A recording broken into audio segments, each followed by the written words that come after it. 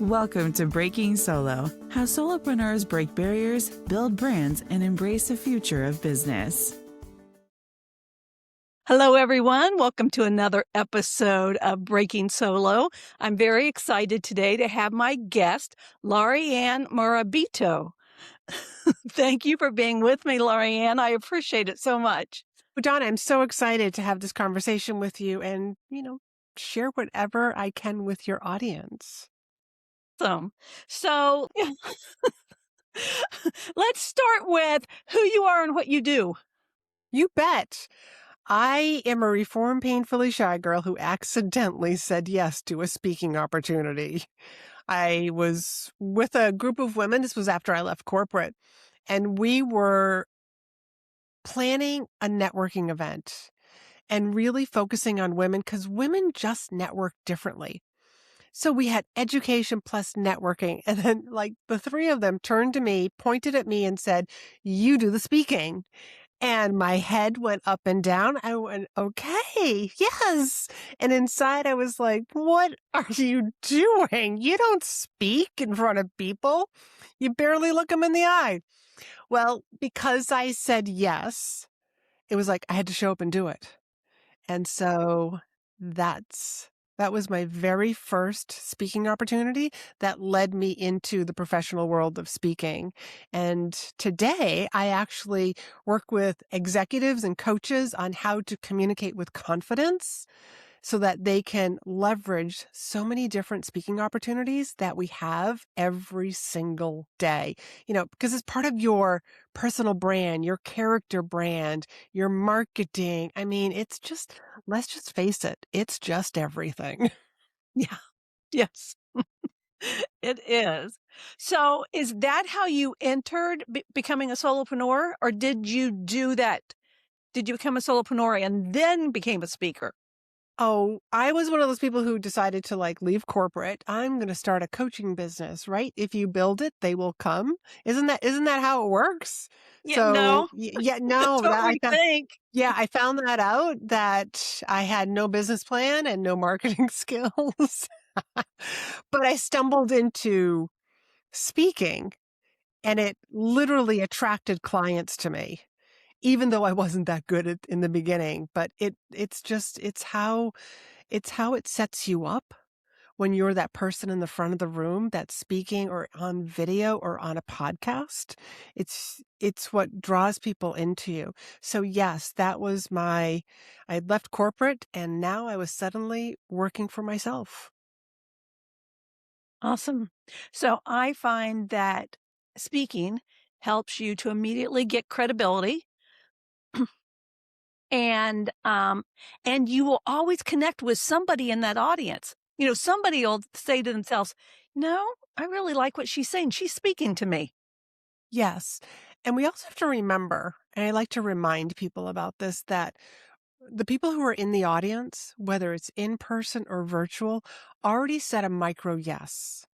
They said yes to being in the room with you because they're interested in your topic. They may have never heard of you.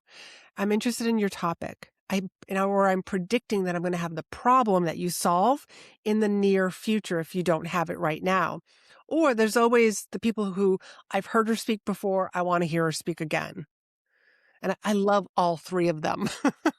So those are micro Yes, they yeses. all work, right? Yeah, those are all micro yeses that somebody said before they even ever entered into the room. So people want to That hear. is, yeah, that is so true. Good way to think about it too. Awesome, because I think that helps with your confidence. Well, You think, "Oh, all those that's people already said yeah. yes."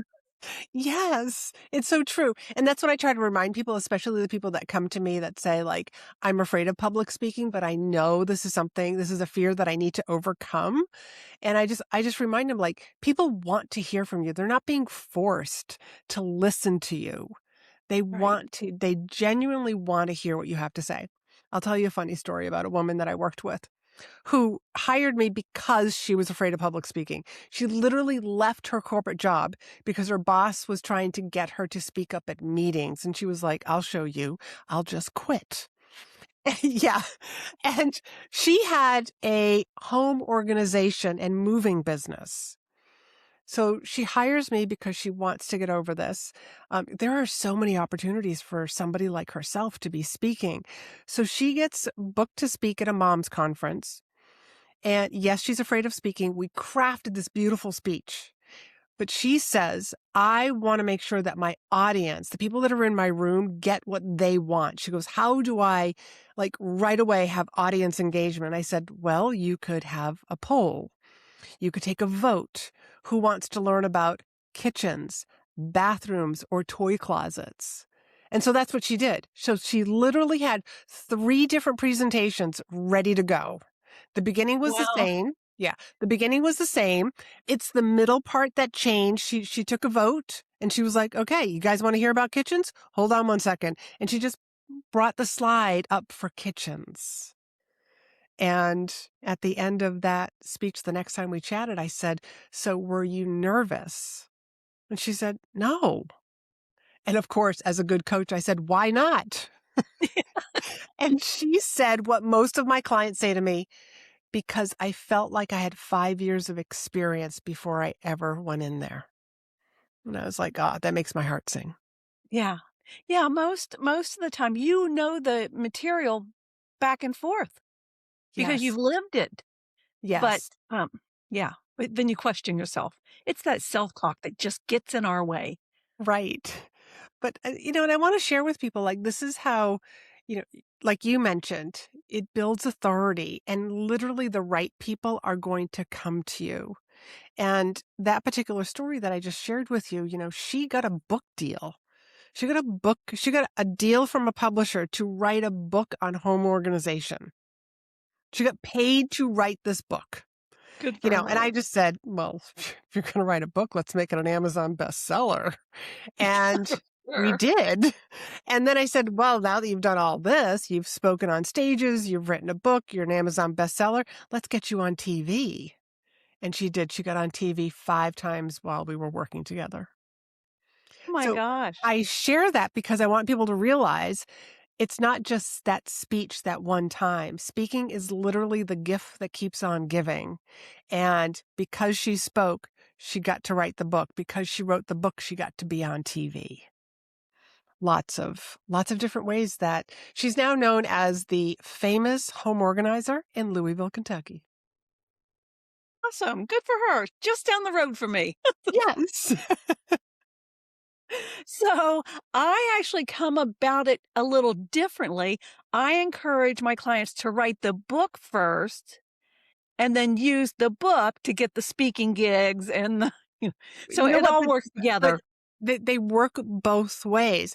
Any of my clients who like the books that I've written Rethink Leadership, 4 Lessons to Make You Remarkable, and then Rethink Your Leadership. And those, they started off as speech titles. So just like what you share with your clients, I do the exact same. Like if you're going to write a book, write the right book. The one that leads to keynotes, that leads to workshops, that leads to coaching. Yes. Yeah. You're speaking my language, lady. You're my people. Okay, so tell me, what's been the biggest challenge of being a solopreneur? I think the biggest challenge is that one, you're working by yourself and there's no written rules. But it literally, like, in the entire time that I've been a solopreneur, which is a long time now, when I look back and I look at my story and how it started out, there's so much technology that has changed. It was so different when I first started. So very different. And it just has changed over the years that it becomes a little bit easier, but there's also other things to do. So I would have to say the one thing that's been consistent, that's been a challenge, really is connecting with other people that understand you and get you because they're going through the exact same thing. Yeah. Yeah, that is, yeah, having that tribe that Yeah. you can lean on. is really, really important, even if you're a solopreneur. Yes. I would also add another one in there is like family understanding what you do. And I'm sure you've heard this before, but like my mom would call. Are you working? Yes, mom, I'm always working. But because I pick up the phone, and I come from working in a hospital. I mean, my father, the exact same thing, like would call me for something. It's like, well, you're not working, are you? It's like, yes, Dad, actually, I am working just because I'm at home. And Right. that was very different for my family because my dad did have the 9 to 5 job. My mom did go to a location, and punch a clock to work. And also, the beginning of my career was in a hospital. I reported someplace to take Yeah. care of patients. Yeah, for sure. So, yes, same experience when I first started. Now, everybody thought because I was home, I could do anything that they needed me to do. So it's putting up boundaries that, and it takes a while to do that, to get that you're going to have to put up boundaries so that they don't think they can interrupt you whenever they choose. Yeah, that's so true. And it, just like you said, it took me a long time to put those boundaries in, especially with my mom. And I finally got to the point where I was just like, Mom, you can call me, but you'll end up leaving a message because I'm not going to answer the phone. I will call you back at 5 o'clock. There you go. And still she would call and be like, you need an answer. So it even took a little while, but that's what boundaries are. It's not for other people. It's for me. And it's Yes. my job to enforce them. So it took a little while for Mom to understand that I would Yeah. call her back if she needed something. But that's okay. Yes, that is okay. So, how did you decide what your niche was going to be? My goodness, my niche has changed. And I say that, Listen to this, listeners, because this is going to happen to you. I say that because it's like sometimes my niche found me. So here I was a speaker on leadership. Well, first, when I first left corporate, I was doing life coaching. Okay. And I was just like, but I was so interested in leadership. And then I write a book called Rethink Leadership: 4 Lessons to Make You Remarkable, which really is a personal development book. And then I started attracting higher level people, meaning in corporations, because now I'm starting to speak at events, like company hosted events. And then you start working with little companies like Johnson & Johnson, and you're Yeah, working with those little guys. those little guys. Then you're working with those VPs. So I started doing executive leadership coaching. And I really started diving into understanding leadership differently. And I just wanted people, like, if leaders can lead differently, work can be fun and not a 4-letter word. So that was so I went from life coaching to executive and corporate. And then I was starting to get burnt out. And I literally was like hopping on and off airplanes. And there was something that happened at the Fort Lauderdale airport where, here in the US, we're allowed to travel with our firearms if you have the right paperwork. And it's always, in your checked bag. But baggage claim is out of TSA's jurisdiction. And there are some people who know what I'm talking about. January 17th, 2017, somebody picked up their bag and put their rifle together and came out shooting. And literally, the US's FAA runs aviation. Every plane around the globe landed because they were afraid of copycats. Thank goodness he only killed 2 people, because the Fort Lauderdale airport is literally crawling with police. So that was a breath of fresh air. But at the same time, I was supposed to get on an airplane the very next day. And I literally, Donna, this is exactly what I said. I looked up and I said, universe, I need a new business model. 2 weeks later, I got a text message from a woman who had seen me speak numerous times, had won a free coaching call, and her message was, Laurie-ann, do you write speeches for people? Now, I didn't write speeches for people because if I write it, you're memorizing it. But I was like, Sharon, what's going on? Just tell me. Let's see if I can help you. And she'd was 3 years away from retiring from a government job, and she'd had a side gig that was going to become her retirement gig for 5 years, and she'd been successfully losing money for 5 years. Her husband said, "You can't keep doing this when you retire." So that's why she turned to me, and I was like, "Oh, Sharon, I'll teach you how to get booked to speak. I'll show you how to write a speech, and then I'll show you how to turn it into more clients, more opportunities." She hit a grand slam that very first time. She converted 60% of the audience onto her email list, and she signed on 3 full paying clients from that one talk, and she got referred to 2 other places to speak. That completely changed her business. Now, because of that, like a good entrepreneur, I said, I wonder if anybody else wants to know what I know. And that's what brought me into the online world, was to share how speaking literally is the fastest way to grow your business. That is awesome. What a great story. Thank you. And the story hasn't ended yet. I have to, I also have to, like, I'm still talking about speaking, but it has sort of evolved into communication and what your voice sounds like. Does your voice sound like you're confident, or does it sound like you still feel like, oh my God, am I worthy to be up here sharing this information? Sound really does attract people. I studied it all last year. I really went into depth into voice. And I am now attracting corporate people. So it's almost like I'm bringing back my leadership development days, because there are people that are hiring me because they got passed over for promotions and they don't want it to happen again. And they know it's because they're not showing up and they're not speaking with authority. They're not speaking confidently when they're in those meetings with upper leadership. Wow, that's what a great pivot. But and again, I just want to share, like, it found me. I didn't spend, hours journaling about who do I want to serve and what does my ideal avatar look like. I was just open to things. I'm following the breadcrumbs. That's how I would word this. And that's what I encourage, like, everybody to do, like, follow the breadcrumbs. What do you love to do? What do you love to help people with? What's that book you've been dying to write? Yeah, so you say that, but it really is also about recognizing the opportunities that are in front of you. They present themselves to us all the time, and most of the time we overlook them. Exactly.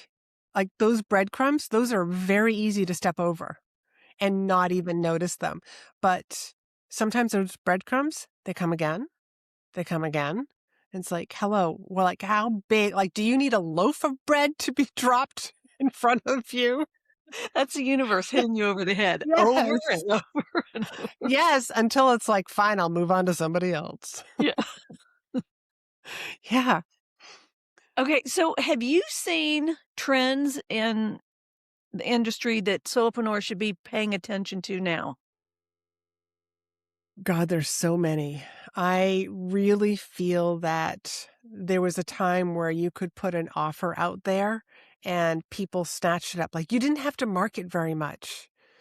You didn't have to advertise. You didn't have to self-promote as much. Like, people just said, yes, okay, like, yeah, I have that problem. You're my person. Let me buy from you. But now people are a little bit more discerning. And with AI, there's something that people can, like, turn to ask all those questions.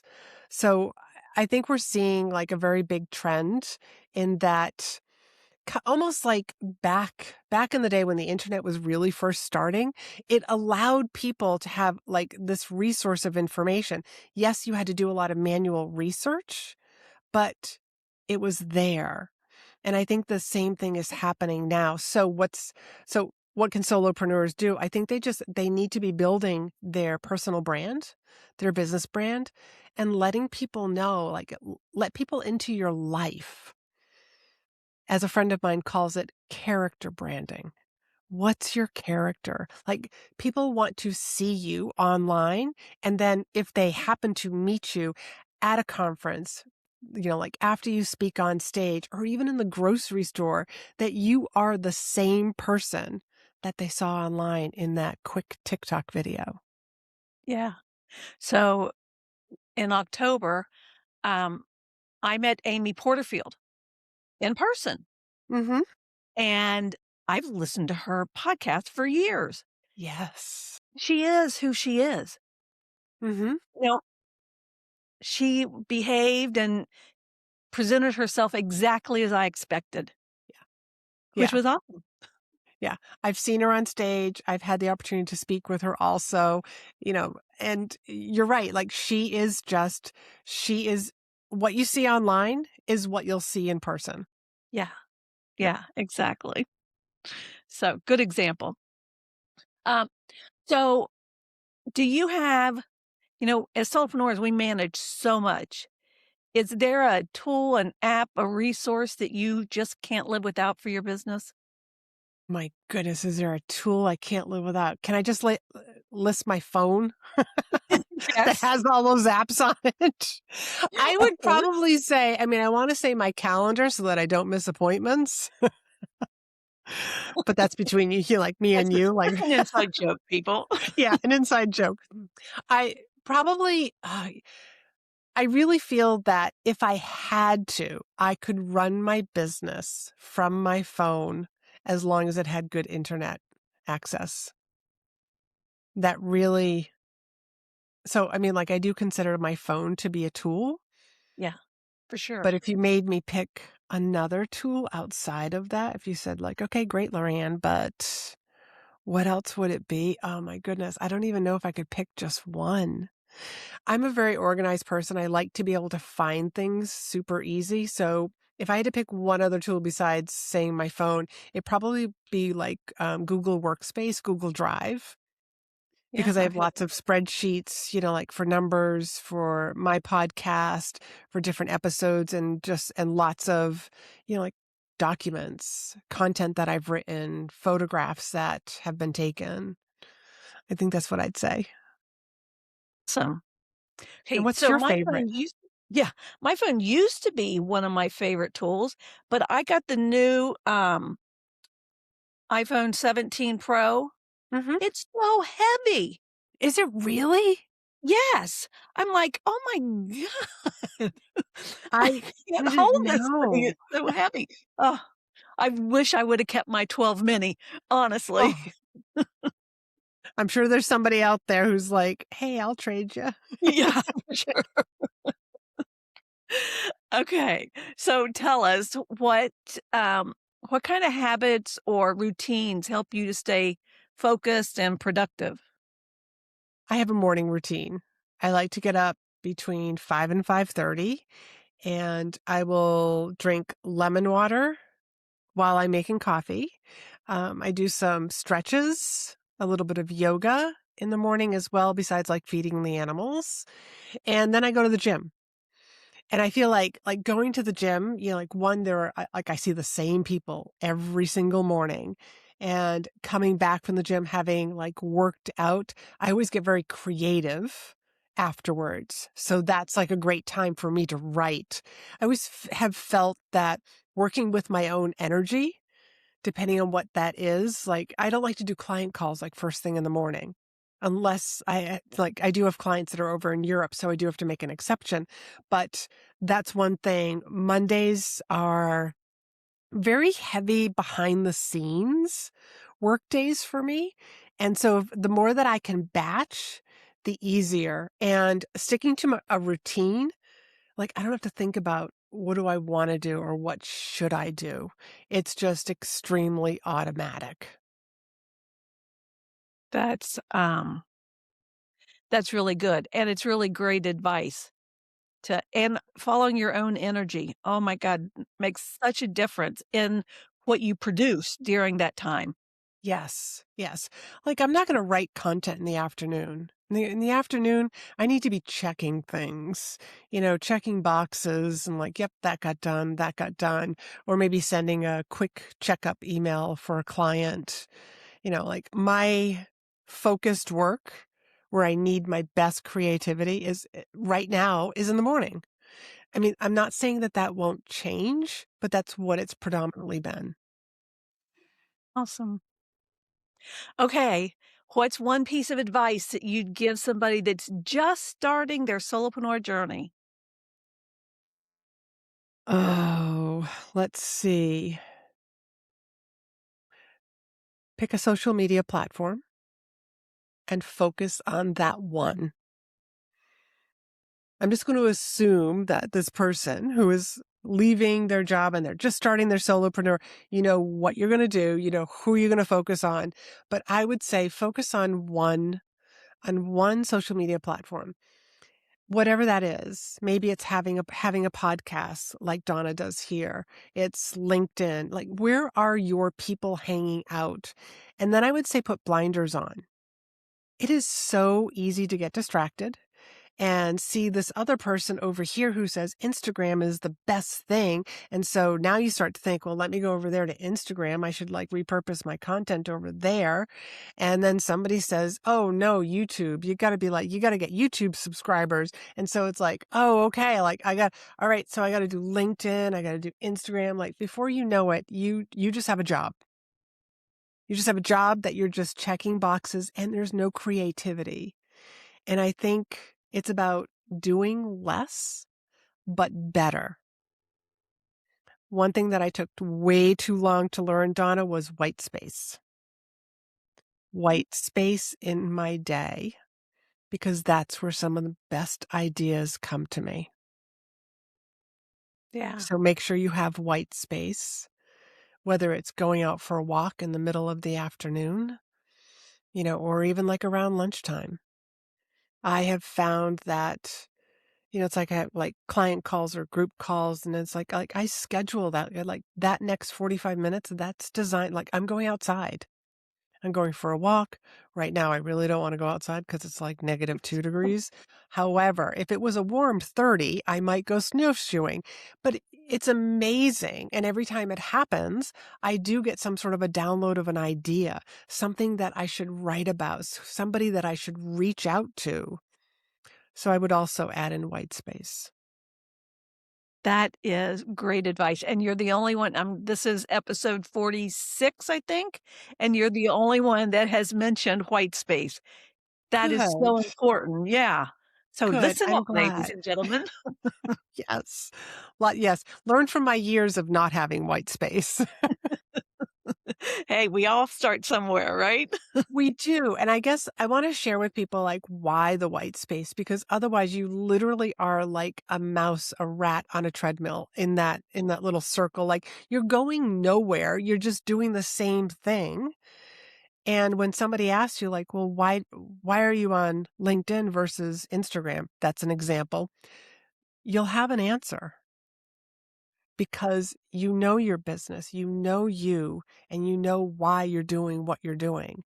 Too many times I just see too many people that are, well, they're doing this and they told me to do this. It's like, yeah, but you have a brain, you get to think and you get to decide what you want to do. Yeah, for sure. Spreading yourself too thin. I do a workshop for SCORE, um, on social media, and that's the one thing that I end with is pick one. We talk about several, pick one Yes. and get really, really good at it before you ever think of going to another platform. I so agree. Yes. Yeah. Okay, so do you have any exciting projects or launches coming up you wanna share? Oh my goodness. Like right now, I've had a lot of sales calls with coaches and also people from corporate who just want to work with me one-on-one. I did not too long ago, I came out with what I call a petite podcast. A petite podcast is a total of 18 episodes. That's it. That's it from beginning to end. It is called Public Speaking Monetization Tips. So it was like I created this little podcast that literally walks people through step one to step to from point A to point B. And it's really just to help people like uncover like what public speaking can do for their business and also for their careers. Awesome. That's great. So can they find that on your website? Yes, and you can find it on Spotify and Apple and all your favorite, whatever your favorite podcast listening app is. It's called Public Speaking Monetization Tips, and it looks very similar to my main podcast, which is called Be in Demand. Like if you see the two graphics side by side, you're going to be like, these two are Oh, cousins. They yeah. belong. They're related somehow, and they are. Yeah. That's awesome. And what a great resource for people that are, just thinking about getting into speaking. That's Yes, awesome. absolutely. Okay. Where do the listeners connect with you and learn more about what you do? Oh, thank you. I would say go to my website, which is speakandstandout.com. And from there, you can follow me on your favorite social media. And it will also take you to my regular podcast, which is called Be in Demand. And there are a number of resources. And if you do sign up for something, and you will hear from me, and if you reply back to me, it's not a robot that is answering you. It's actually me.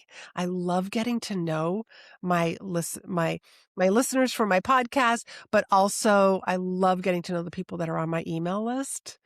And that's how I learn about them, is through interacting with them and replying back to their questions. Awesome. Laurie-ann, thank you so much for being with me today. Well, Conversation Donna, has been awesome. this has been fabulous. Thank you so much for inviting me. Absolutely. Thanks, everybody. If you haven't yet liked the podcast and left a review, now's your chance. Go do it right now before you forget about it. And we'll see you next time on Breaking Solo.